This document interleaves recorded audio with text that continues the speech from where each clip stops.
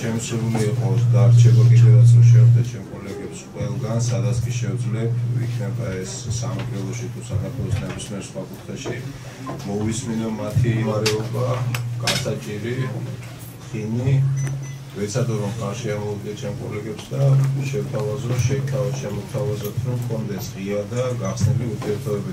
მე მაინტერესებს, როგორ გაგრძელდება სადაზღვევო კომპანიების, ფარმაცევტული კომპანიების და სამედიცინო დაწესებულებების ურთიერთობა მომავალში. უფრო სწორად, რამდენად სწორად მიგაჩნიათ და როგორია თქვენი ხედვა მომავალში, რომ სადაზღვევო კომპანიები, ფარმაცევტული კომპანიები ფლობენ სამკურნალო პროფილაქტიკურ დაწესებულებებს, აქედან გამომდინარე მთელი რიგი შედეგებით, როგორც ექიმებისთვის, ისე მოსახლეობისთვის.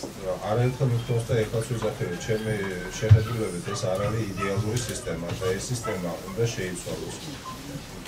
ზედაპირზე დევს ინტერესთა კონფლიქტი და დაინტერესება ეს ჩემთვაში, ხო?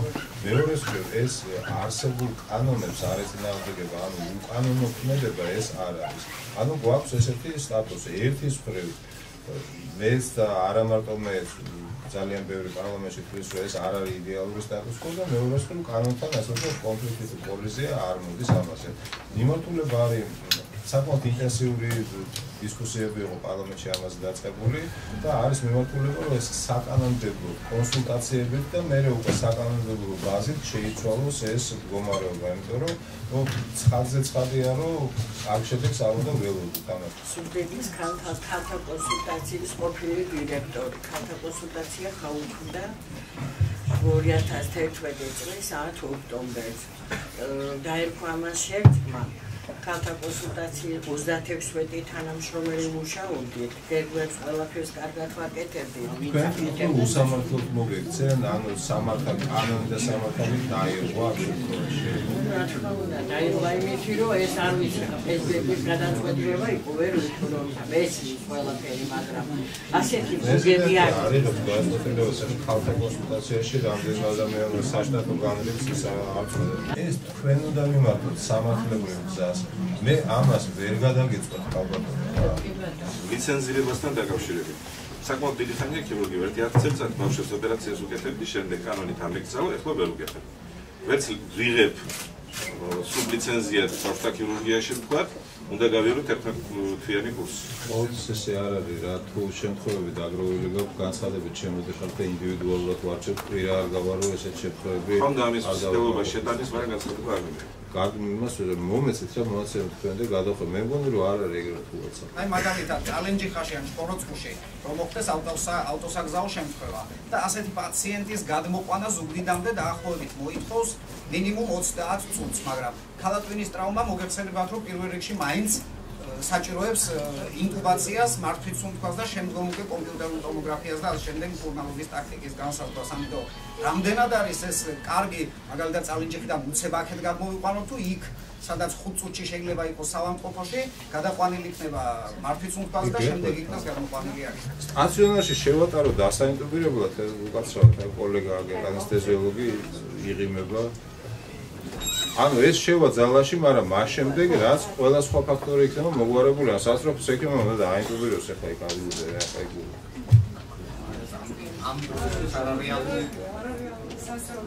არაფერი არარეალურია, არ არის ახლა ანდროისთვის მესმის, მაგრამ ამას არ ჭირდება თვეების ისა რა.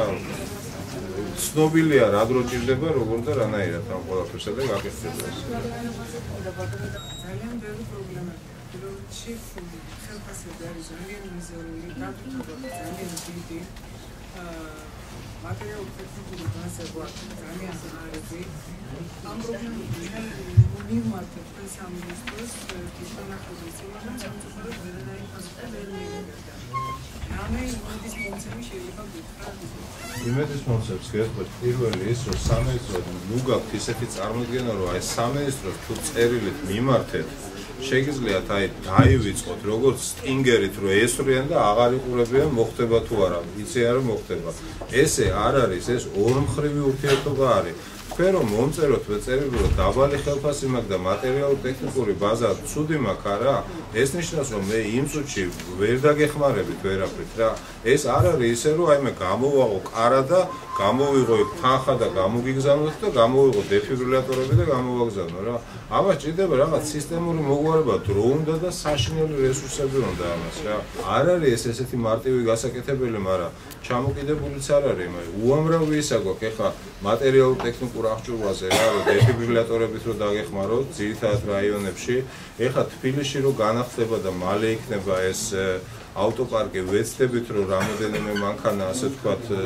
ეთილინებით ხელფასებზე საბოლოო ჯამში კარგი იქნება და ამაზე მუშაობთ რომ მთლიანად სასწრაფო დახმარების სისტემა იყოს ერთიან მართვაში მთელი სახელმწიფოს მასშტაბით და ნაკლებად იყოს კერძო სადაზღვევო კომპანიებზე. შესაბამისად, ნაკლები ფული დარჩება გზაში, რაც ნაკლები ხიდი იქნება და მეტი მოვა თქვენამდე. უბრალოდ ამასაც დრო უნდა რა და ამ დროს რო ვიძახი ეს წლებს არ ნიშნავს რა, ეს ნიშნავს უახლოესი თვეების განმავლობაში.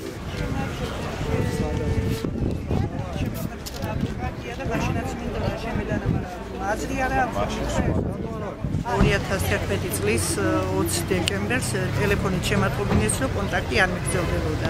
ეს მიზეზი ერთადერთი იყო რომ თითქოს ჩვენ ვერ დავწერეთ ტესტირება, როცა მოვითხოვეთ ტესტირების პასუხი არც ეგ მანახეს და ბატონ დავით ფიფიამ ინტერვიუ გააკეთა ლაივტესთან რომ ჩვენ ვიყავით განთავისუფლებული როგორც პოტენციური მკვლელი ექიმები. ვფიქრობ რომ განთავისუფლებული ვარ პოლიტიკური მოტივით, რადგან მე ვაგინებდი იმ მთავრობას და ამას ხმამაღლა ვაცხადებდი და ეტყობა ალბათ არ მოსწონდათ ჩემი შეხედულებები და ამის გამო ალბათ გამანთავისუფლეს მე ასე მგონია. მინისტრმა რა გითხრა? მინისტრმა მითხრა რომ ეს სასურველია რომ მიმართოს სასამართლოს.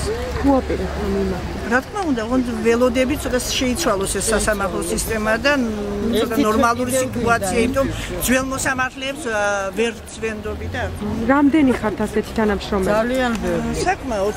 საკარის რიგი სისტემური პრობლემებისა, რომლებიდანაც მე არ ვთვლი რომ რომელიმე ერთი მათგანი მაინც მოუგვარებელი იყოს. ყველა მათგანი მოგვარებადი არის, აუცილებლად მოგვარდება სხვადასხვა დროის განმავლობაში.